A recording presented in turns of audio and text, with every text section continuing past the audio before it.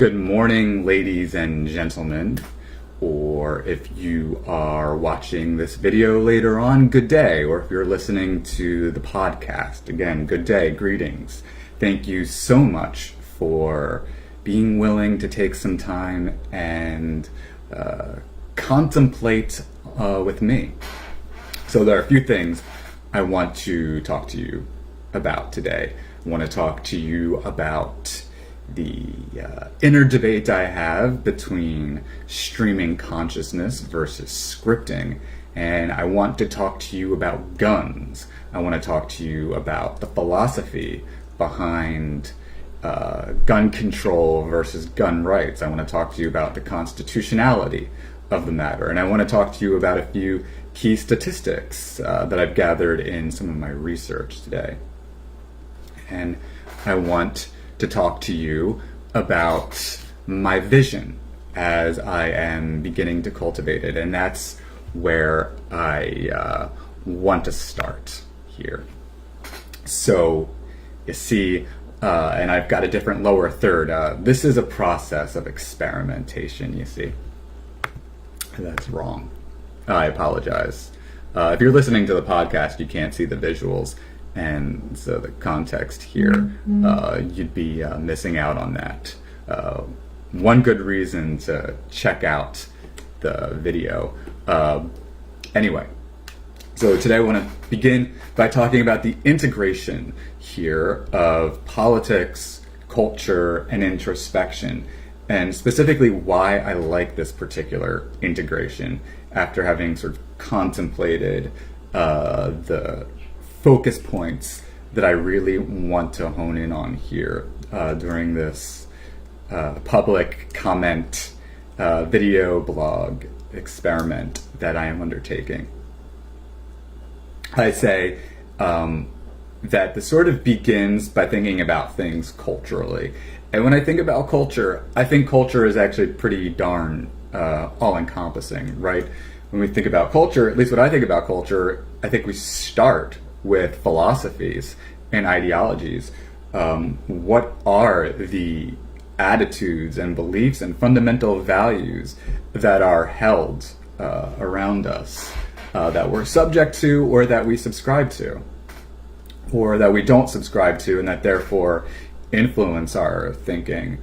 And what about the economy and the role that the economy plays in our culture? The things that people produce, the things that people do with their time, also clearly something we would attribute to our values. And I believe that this has a lot to do with consciousness, which is why I think that introspection is really important. I think it's really difficult to grapple with one's culture without asking oneself, what do I think about my experience in this culture, not just academically, but personally? How do I feel about it? And I don't mean to say, how do I feel about it, like getting all caught up in the emotions of it. Like, I'm sad, I'm sad, I'm sad, I'm sad, I'm depressed, woe is me, and let me fixate on my depression. But I mean, what goes on in my mind, because I'm a human being and I'm experiencing this? You might call it almost literary or artistic or holistic in that sense. And then there's the politics of it, because the fact is we are subject to rules, and these rules have to do with the combination of our culture and each of us, and the degree to which we introspect, both how it's going to make us feel and what it's going to make us think, and what we're compelled to do about it or not compelled to do about it. So I'm really interested in this sort of paradigm for the public comment blog as my themes, my motifs, if you will. And with that, I'm going to do a bit of introspection here and bring to you an interesting conversation I was having with my wife. And I'm just going to double check here and ensure that my sound is working. So if you forgive me, I'm just double checking that my sound is working here on the live stream. Yeah, okay, I can confirm that it is. Thank you for your patience. Right. Question of improvising versus scripting. This is an interesting conversation I was having with my wife while she was watching a recent episode of the Public Comment video blog and podcast series, and she said that one thing that was on her mind was the question of was there too much lag time from thought to thought to thought in the way that I was talking, and did it lack a sense of crisper preparation and presentation, and did that hurt the product?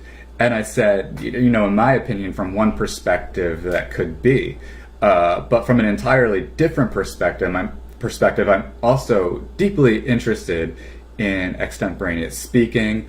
I'm interested in the experience of spontaneity and improvisation and stream of consciousness. And I'm interested not in a sort of pure stream of consciousness, something done without foresight and preparation and contemplation, but what it means to actually sort of stand back and put some thoughts together and prepare some things that are on your mind without deeply finessing it with perfectly revised language, but have a sort of outline of thoughts that you're centering on and present them in this kind of venue. And the thing is, one major reason why I'm really interested in something more stream of consciousness and slightly spontaneous in this context is that I consider this to be just talking. Talking versus writing, let's say.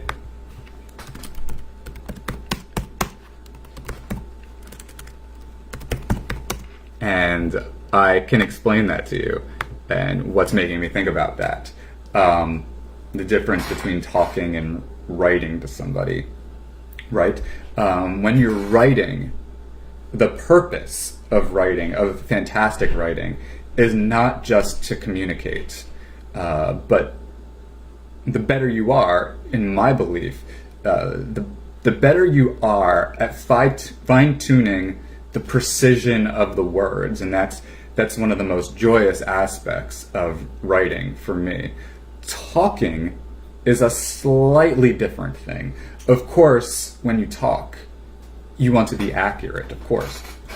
But when we talk to each other, if we were so pedantic that we had entirely scripted monologues, I think you'd be losing a sense of intimacy and truth of the moment and a sense of the directness and the experience.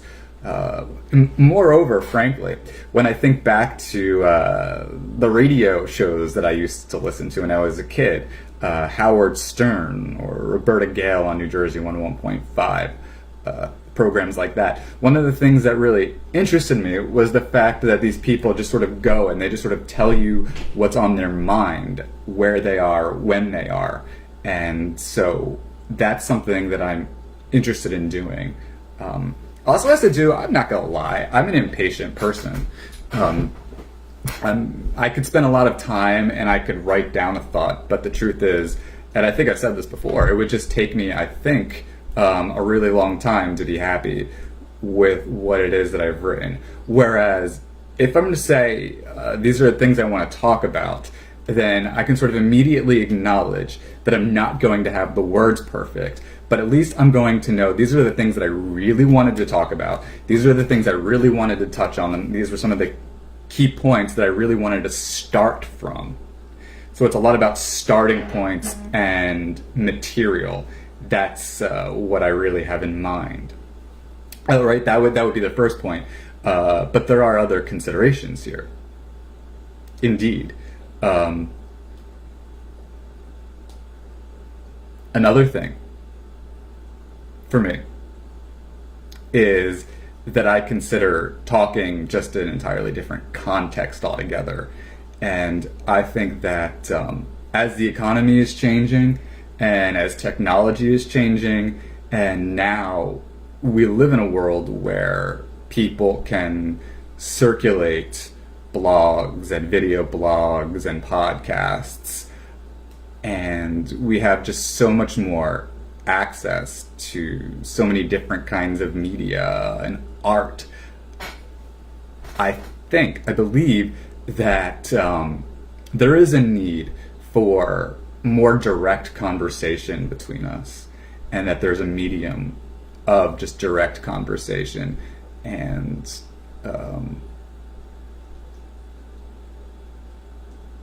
on that note, similarly, and this is just sort of an idiosyncratic thing or an element of my personality, the fact is that oftentimes I find myself in a situation where I really want to tell people stuff, and I just don't get the time to do it.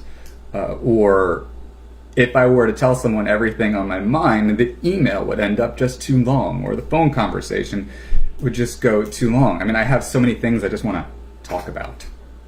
So it would seem to me that perhaps a rational remedy would be to just talk my thoughts out. Moreover, I'm just really interested in like this notion of communicating with people, as I've talked about in previous episodes, sense of purpose, this notion of how the more intimately we can know each other and know what's inside each other's minds and talk things out, when we know each other better, we can therefore have a greater understanding of each other, greater awareness of each other, more empathy, and a feeling of deeper, more intimate understanding community. And that's something I'm just deeply interested in doing. And that could, of course, be achieved through writing, but I'm interested at this moment in time in achieving it through talking directly to you. I just want to talk to you, whoever you may be, because it's such a gift to have the opportunity to be alive and to be able to talk to the world, talk to humanity at large. That's an amazing opportunity. And to do it in a sort of scripted fashion, to do it in a sort of extemporaneous fashion, I think that in one case, it's about the context, it's about the medium, and I think it's also, I think that we live in a time now where talking is being more explored. If you look at the popularity of talk shows, whether you think about it from the left or the right, Rachel Maddow or Sean Hannity, if you think about it in terms of the increased popularity of the podcast, if you think about, how successful Howard Stern was, really, I mean, half of him was humor, but another half was the fact that he just laid it all out and told you what he thought. Also tends to be the fact that one of the most popular writers of our time is James Joyce, guy who just sort of bars his mind. So I'm interested in this notion of just barring out the mind, sharing the mind, and being intimate with you and being direct with you and honest with you in that way. Again, on a more extemporaneous, in a more extemporaneous fashion.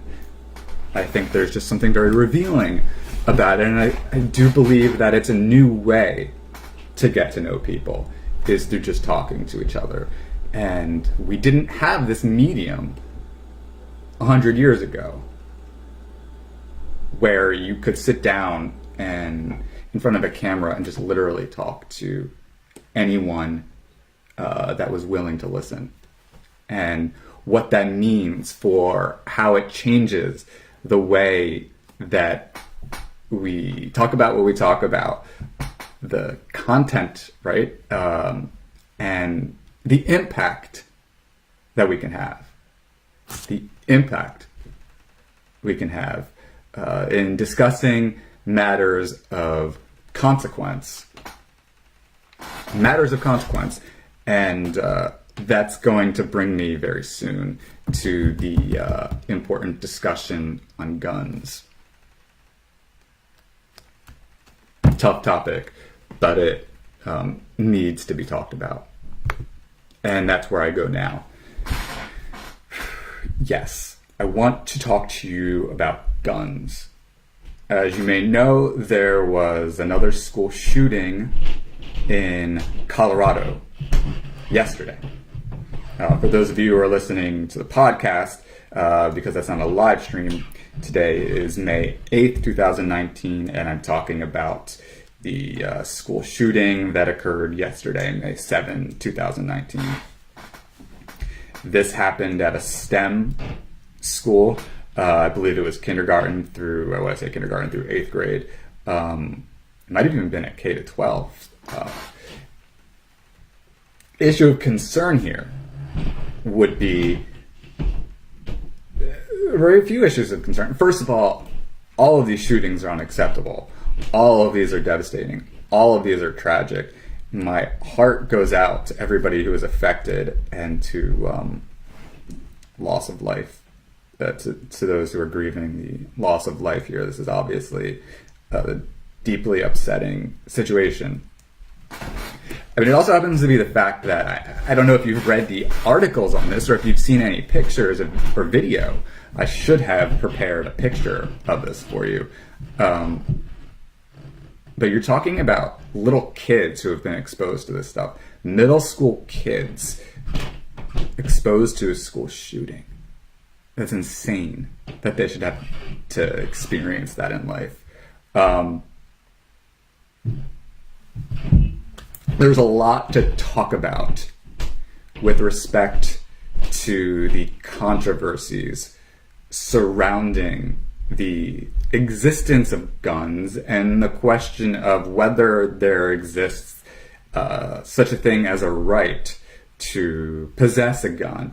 And if there is such a thing as a right to possess a gun, is this a conditional right or is this an unconditional right? And why or why not? Which means there's a lot of philosophical conversation to be had on this. Nothing that I could complete in a single day's worth of chatting with you, but certainly some things that I want to bring up. And I want to begin by talking about the value of life and how that fits into this conversation first and foremost. Before I do that, this was really important to me. I just can already anticipate our critics on the right who just get very insistent on some of their talking points.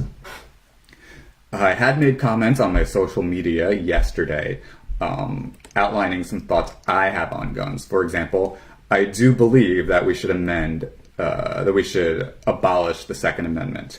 I do not believe in a unilateral, unconditional right to bear arms. I don't believe in it. I think that's silly.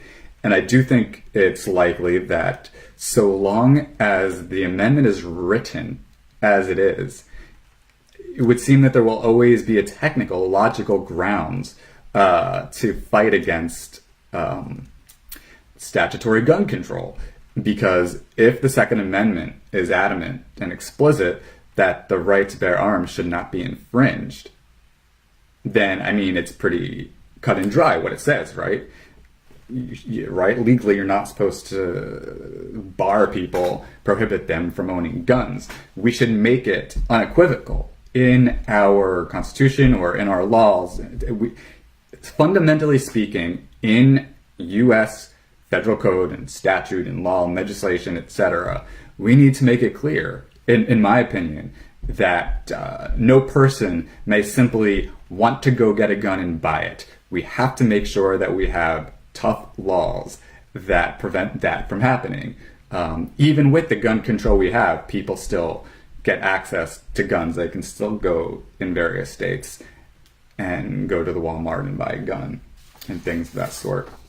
But there are a few statistics I want to talk to you about. First of all, right, let's talk with one of the more interesting talking points that I received yesterday from those ardent among you who feel very passionately that you want to hold on to your guns and that there should be little, if any, legislation in the way of that. Right? One of the talking points is this, that while the United States may see a lot of homicide that is gun-related, there's a lot of homicide in other countries that's not gun-related. Therefore, homicide isn't so much a homicide problem in the United States, but a gun homicide thing. And in fact, in other countries, there are homicides through other weapons that outweigh the homicides through guns in the United States. That's not true. I mean, there is no solid evidence to back that up. So what I want to refer you to begin with is some numbers by the United Nations. I'd love for you to check out this statistic. This is what you're looking at is a ranking of homicides, the statistics of homicides throughout the world. Which country tends to see more homicide and which country seems to see less of it. So, for example, if you look at El Salvador, right, more people per 100,000 people are murdered in El Salvador than, based on all the evidence that the UN could compile, anywhere in the world. On the bottom there, right, you see countries like Sweden, Portugal,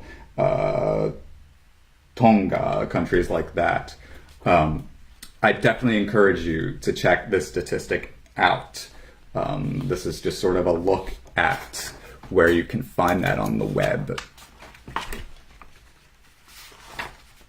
And next, what I want to show you is where we rank here among the various countries. United States ranks 83, and do we have that on our chart here? Yes, we have that on our graphic. United States ranks 83 if you want to look here, 79, 81, 82, 83. I'm not sure where 80 is and why that's not on the chart. I'm not sure what the explanation is for that oversight, but that's the infographic I have for you from the United Nations. Again, United States, sort of 83 out of 157 countries looked at, with roughly 4.9 people for every 100,000 murdered in general, based on UN numbers. Now, the conversation's been had. In fact, one of my Facebook friends is the fella who made this claim. In the United Kingdom, the UK, England, Great Britain, whatever you want to call it, there are a record number of stabbings. And so we should not be worried so much about guns and homicide in America, but look at all those stabbings out there in the United Kingdom. Yeah. So where exactly does the United Kingdom rank in the numbers? Homicide in general first, if you want to take a look. 163 out of 157 countries examined. So for every 4.9 out of 100,000 people are suffer from homicide in the United States, versus in the United Kingdom, less than one person for every 100,000 people is murdered. That's regardless of weapon. This is just homicide in general. More people die in general of homicide per 100,000 people in the United States than in the United Kingdom, by a substantial amount. A substantial amount.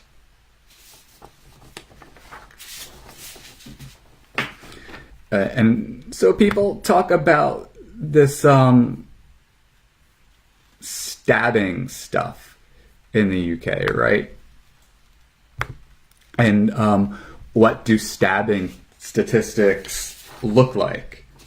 So if you were to look in the United Kingdom, in between March 2017 and March 2018, there were recorded 285 fatal stabbings. You can find the statistics in The Economist. You can find them also in USA Today. It's not a disputed statistic, as far as I understand. And And you could think about that number. How does that compare to the numbers in the United States? So it turns out we do have access to this information compiled by the FBI. And that's what I'm showing you a picture of right now. Now, interesting thing here. If you were to look at how many stabbings versus population, this is a very interesting thing. So, roughly speaking, there are about 66 million people in the United Kingdom. Out of that 66 million, there are 285 stabbings, right? So if you put that in a fraction and then a decimal point, you can get a sense of sort of what that value looks like when you do the division. This would be compared to, say, take the state of California. In California, there were recorded 280 stabbings in a population of 39 million. Now think about that alone. In the United Kingdom, that entire country of 66 million people, 285 fatal stabbings. In California, where there are significantly less people, there were 280 stabbings. I mean, I think if you do the math, correct me if I'm wrong, that almost looks like you're twice as likely to die from stabbing in the state of California than you are in the entire nation of the United Kingdom.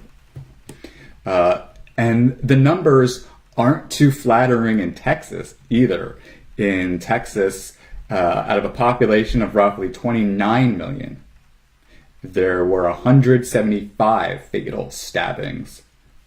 Again, that means more people, there's a greater likelihood of getting stabbed in Texas, being stabbed to death in Texas, than the United Kingdom. So these people who go on and on about that nonsense of, oh, you want to complain about homicides, gun homicides in the United States, just look at the UK. Well, maybe they don't have a lot of gun homicides, but they have a lot of stabbings. Hey, we've got twice as many stabbings in the state of California, pretty much, versus UK, if you look at it in terms of likelihood and within the population amount. So I just think that's a bit of nonsense. And these are numbers compiled by the FBI. This isn't a meme. I think this is credible information. So let's just get this point clear. There is a very serious homicide problem in the United States, and there is a serious gun problem in the United States. These are both problems, okay? Now that we've got that out in the open, let's just have a conversation about the value of life for a second. What is the value of a human life?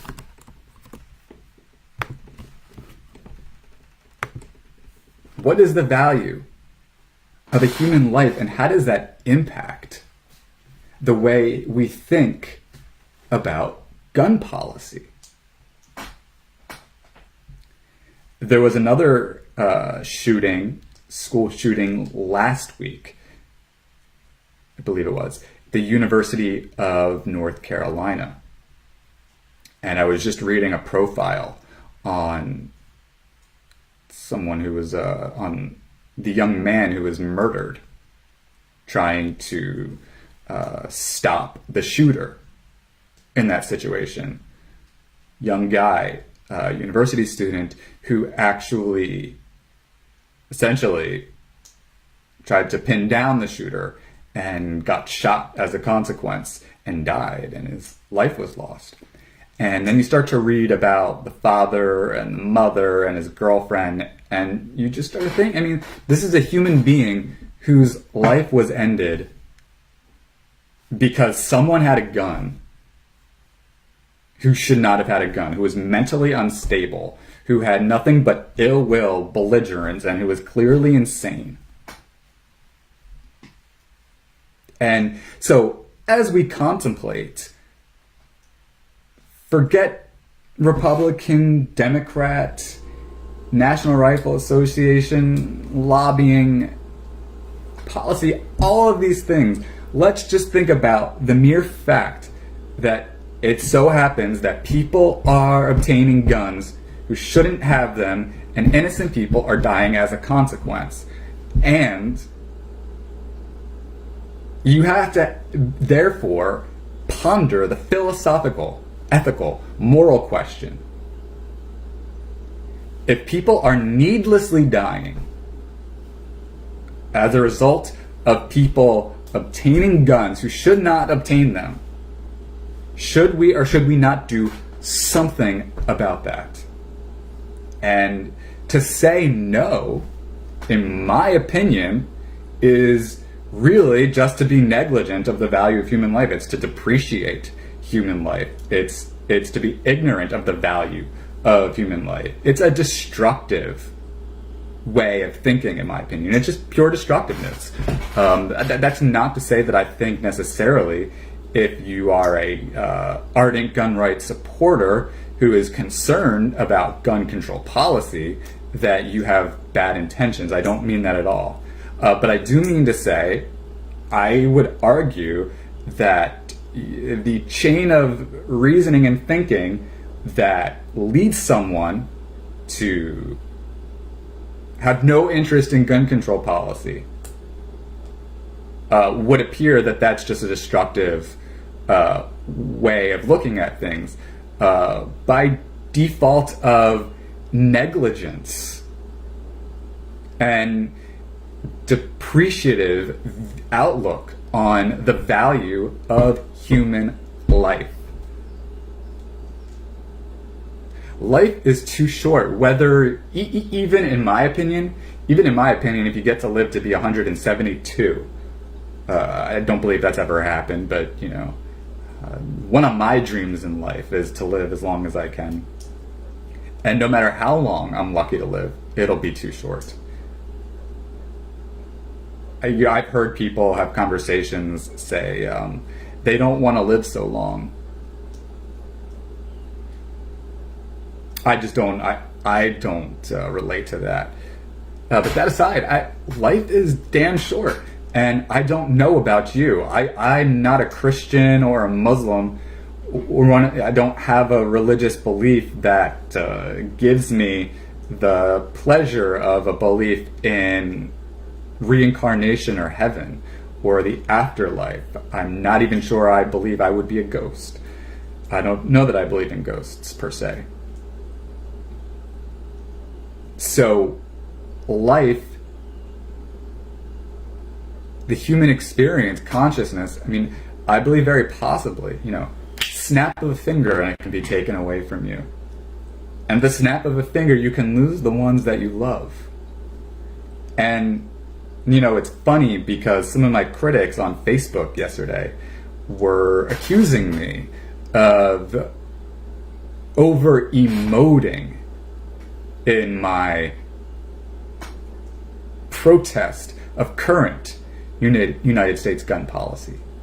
And I said the irony here is actually, I may feel emotional as I reflect and allow myself to feel about the situation, but look at it very coldly, from a very detached perspective, very logically, and it comes down to the value of a human life. If you can do something to protect human life because you value it, then you would be moved, I think, to do things that would work in that way. I would argue to stand back and allow more lives to be lost at the hands of people who have some severe mental problems and go on shooting sprees and say, oh, you have no right to tell me I can or cannot have a gun. That's just negligence. That seems to be, I don't know, authority issues. I don't want to psychoanalyze. But this kind of I don't know what it is, anarchy kind of way of thinking where there should be no rules in life if you value human life, there has to be rules. And those rules have to include keeping weapons out of the hands of unstable people. And then you have the argument that people make, well, who's to say what a mental illness is? And I say, mental illness is not ambiguous.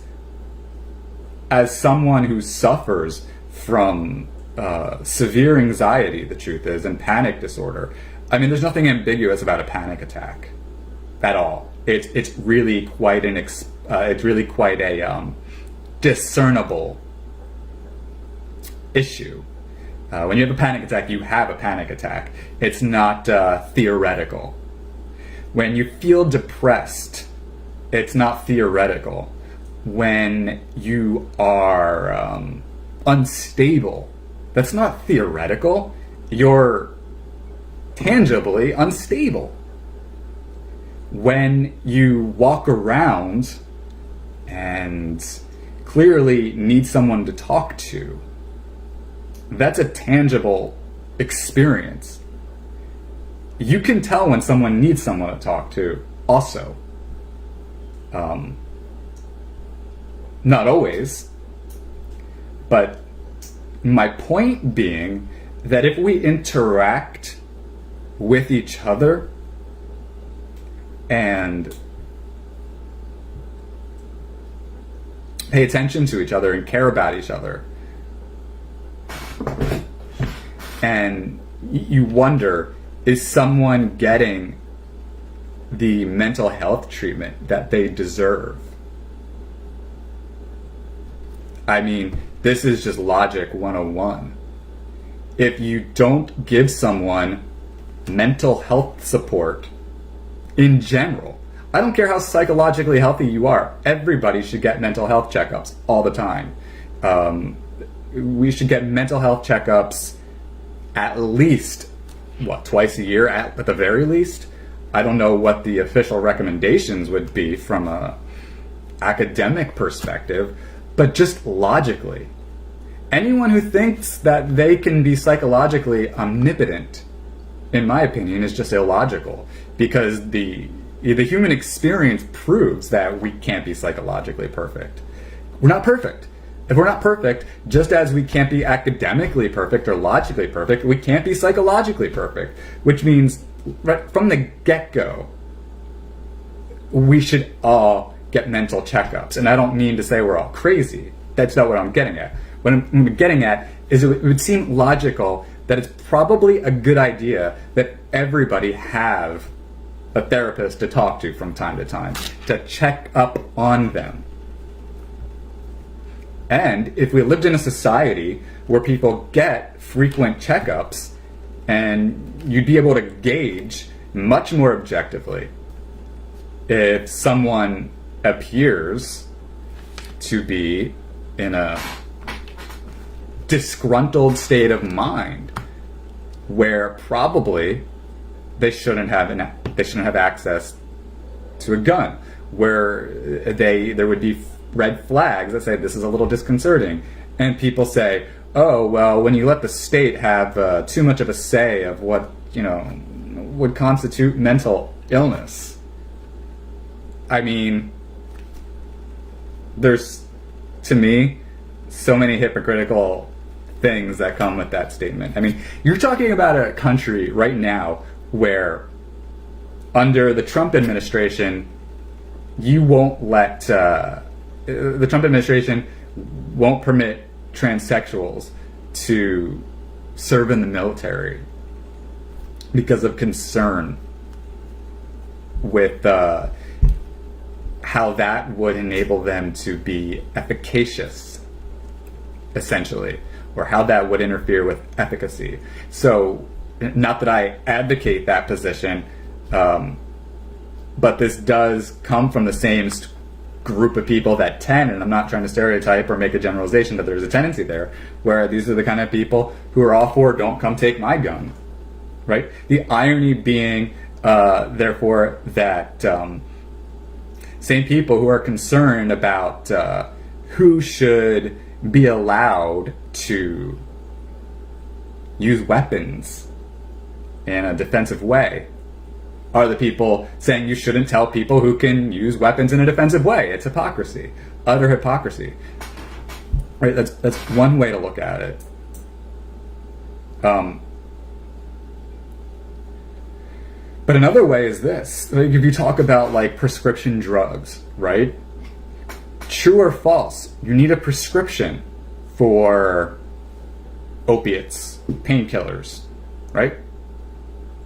True or false, painkillers in the hands of the wrong people lead to overdoses, death, and not just to the individuals who necessarily have first access to the drugs, but to those they sell them to.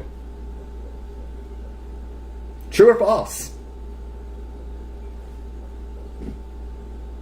So, why is it that, for example, the Trump administration and a large swath of Republicans are all happy to start examining the opiate crisis in this country, whereby individuals are dying of overdoses, painkillers, who shouldn't be, and they want to spend money on alleviating that problem. But guns fall in the hands of the wrong people who murder others, and somehow that's okay? I mean, the hypocrisy is mind-blowing. It's utter irrationality. There's no, it's not an emotional thing. It's again, it's cut, dry, pure, cold logic. I just don't buy this nonsense. I just don't buy these arguments against further gun control. And that leads me to a rather abstract but necessary conversation if we're to have a responsible and intellectually responsible conversation about gun policy. That is two questions. What is a right, and how do we determine this? This is a very important fundamental question. What is a right, and how do we determine this? There are three fundamental ways to sort of start talking about gun policy. And you're going to hear the word fundamental from me a lot because I'm a man of principle. And I'm a man of logical analysis. You can't arrive at an opinion without a basis, right? You have to trace how your logic moves. I think we call that reasoning, right? Or another word might be logical analysis. And so you have to start with fundamental principles. So to arrive at fundamental principles, you have to look at your most fundamental concepts also. And we have to be asking then the question, what is a right? And this is going to depend. There are different dictionary definitions. I'm going to offer a definition I'd like to see the dictionaries use. It's not necessarily, though. If we look at the definition of right, if we are to search Merriam-Webster dictionary offers the following definitions of a right: being in accordance with what is just, good, or proper. Well, that was the adjective. I'm looking at the noun, so forgive me for a second here.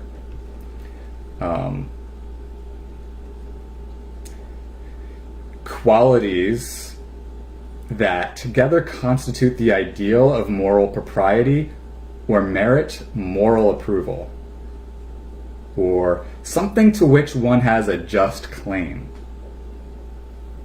the power or privilege to which one is justly entitled,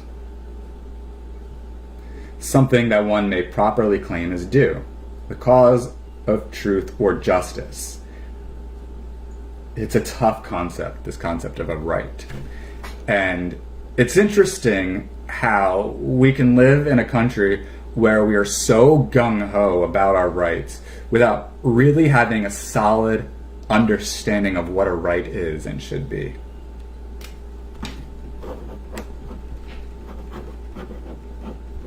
And why we say it's so.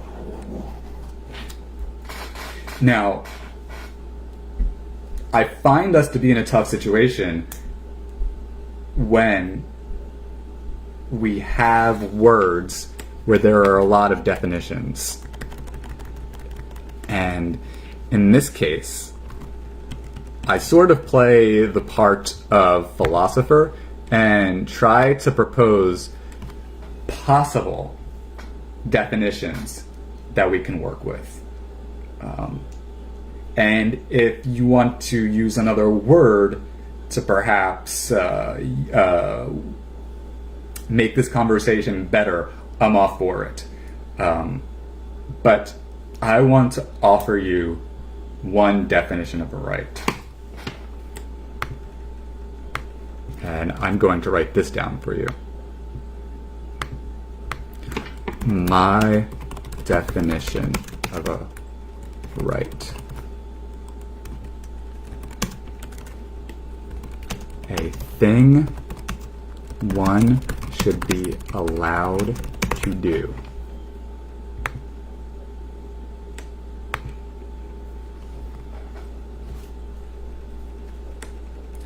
I believe that we could refer to a right as a thing one should be allowed to do. Oh, but be able to, should be permitted to. That's not going to work though. It's the notation doesn't work here on my Chiron. So, right. Right. A right. Things one should be allowed to do. Let's try this. You have to forgive me, ladies and gentlemen, as I'm in this more experimental phase of this video blog and podcast series. I am working with new technology software that I've just got my hands on within the last 7 days, and I do this as a sort of solo enterprise, which means I have to do it by myself. It's been asked, I don't want to go too much of a digression here, but it's been asked, why do I not just pre-make videos? Because I could be a lot more, I could do a lot more with a pre-made video and do more editing and things. And I guess that I just enjoy the live concept more. It's also a fact, I think you might be able to reach more people technically on Facebook when you go live. I believe, speaking in terms of algorithms, if I've done my research correctly. Anyway, also, live, I can interact with you. I'm always encouraging comments and feedback. I want to integrate what you have to say and your comments and your concerns and your thoughts. I'd like to eventually have guests, interviews, dialogues. I'd like to eventually have, if people do not come on and sit next to me, I'd like to have people Skype in, or I can do some and things like that. So things that are coming up in the future as public comment evolves. But back to this conversation about things one should be allowed to do. What is it one should be allowed to do? And how do we say what it is someone should be allowed to do?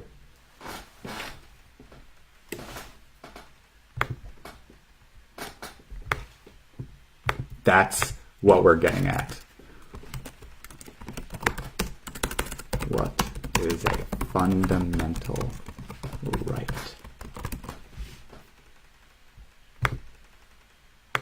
I'm just playing with the Chiron. I apologize for those of you who are listening to the podcast or watching later on.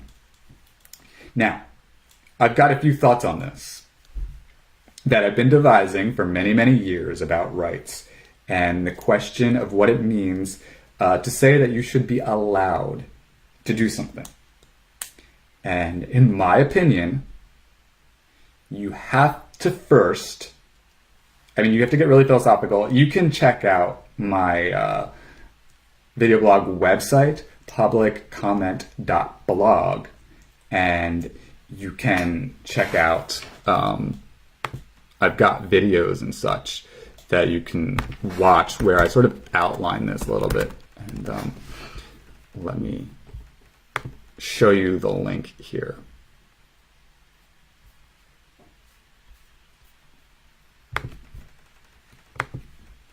I'm just going to do that for you. Okay, so now I'm going to... So I'm just playing with these really neat graphics and alternate camera cards that I can use on this new software. I'm trying to get going here. Is this going to change? It doesn't appear to want to work, so I apologize about that. Damn technical difficulties.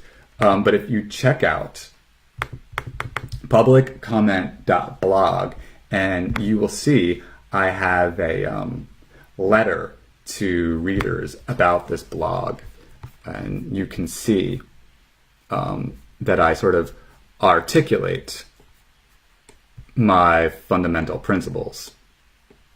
And what I'll do is I'll take a screenshot of that and share that with you. It's I'm getting faster at these things so that I can do that. Because it would probably get annoying for me to say the same thing over and over again all the time, when the fact is I have a means to refer you to something else. So I just think these things look cooler when I can do that. So I'm going to go to edit. I'm going to go to crop. I'm going to show you to the link so that you can see. And I'm going to go to save a copy. And I'm going to then show you a picture. If this works correctly, media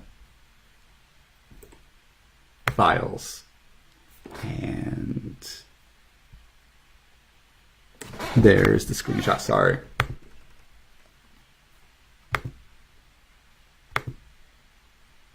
So I do encourage you to check out publiccomment.blog and my letter to the people who come and visit my blog and learn a little bit more about fundamental rights and how I've derived at these things and what I consider to be sort of the basics of my philosophical views when it comes to politics.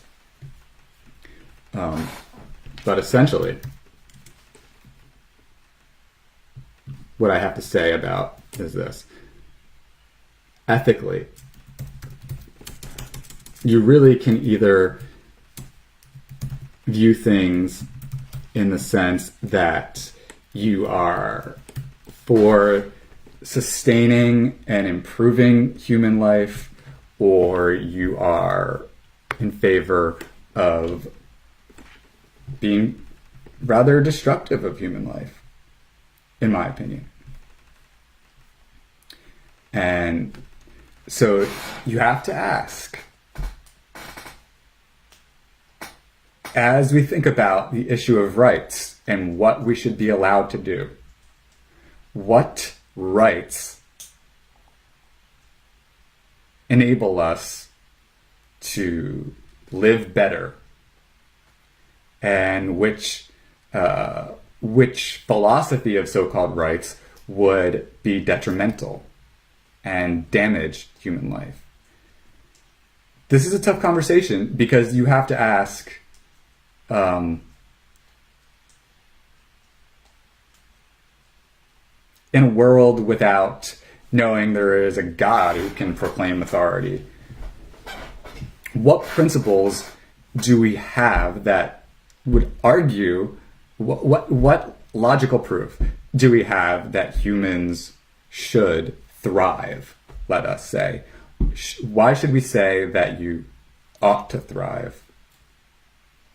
How can we say one ought to do this or ought to do that? Essentially, is there such a thing as ethics? And how do we come to a foundation of ethics? If we're going to really have a valid conversation about gun policy here, because it's so consequential to human life, we must have a conversation about ethics. Of course, there's a lot of implications even to that, right? There are epistemological questions, and there are a lot of philosophical questions. And you see how nuanced, if you really care about getting to the bottom of justice and truth, that you have to get abstract if you really care about it. People may ask you, someone asks you, what's the point of philosophy? What's the purpose of philosophy?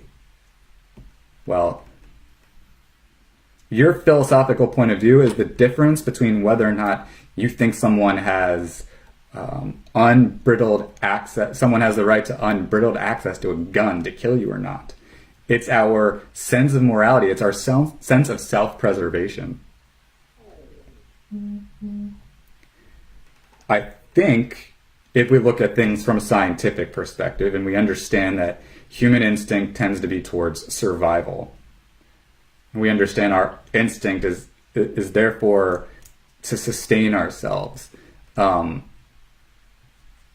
that there is a sort of biological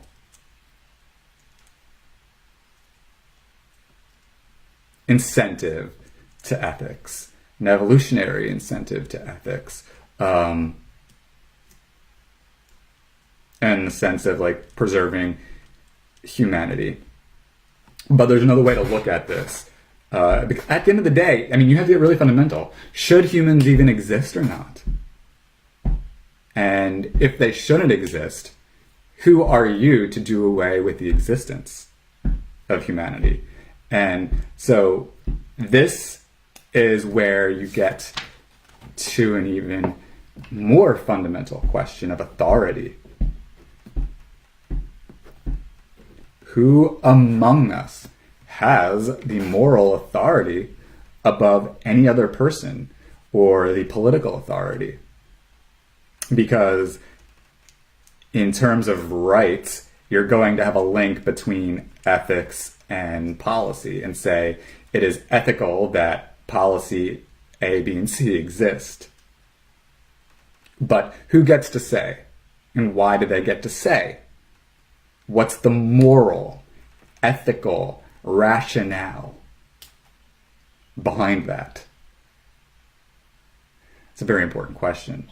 So, ladies and gentlemen, that leaves us at a good cliffhanger for conversations that could be had later. I told you that it wasn't going to be a success on my part to fully expound on this topic, but I wanted to bring up some points that I believe are worthy of our consideration as we contemplate this topic and try to have a more constructive understanding on how we want to approach this moving forward.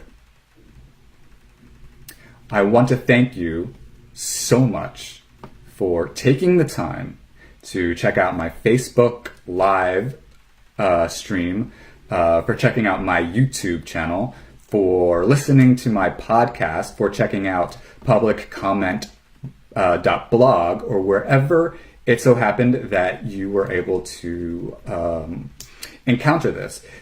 You can encounter this on various platforms. You can find me on YouTube. You can find me on Facebook. You can find me on Spotify. You can find me on publiccomment.blog. There are a lot of ways to find me. You can find me on Twitter as well and LinkedIn. I'm all around, ladies and gentlemen, and happy to talk to you. And I want to encourage you to give me your feedback. I want to encourage you to tell me what you think. I want you to comment. I want you to raise questions. I want you to share your logically substantiated assertions, arguments, etc. And also, the fact is, it would be, I think, a really cool thing if I were able to perhaps sustain myself a little bit through this endeavor. So if you're interested in seeing more of this, please do spread the word and share and tell other folks about this. The whole self-promotion thing honestly gets annoying to me, so I'm not gonna spend too much time on it, but I just do want to say, if you did think that there was any value to this, that you would tell your friends and stuff. Thank you so much. Have a wonderful day, and I look forward to chatting with you again very soon.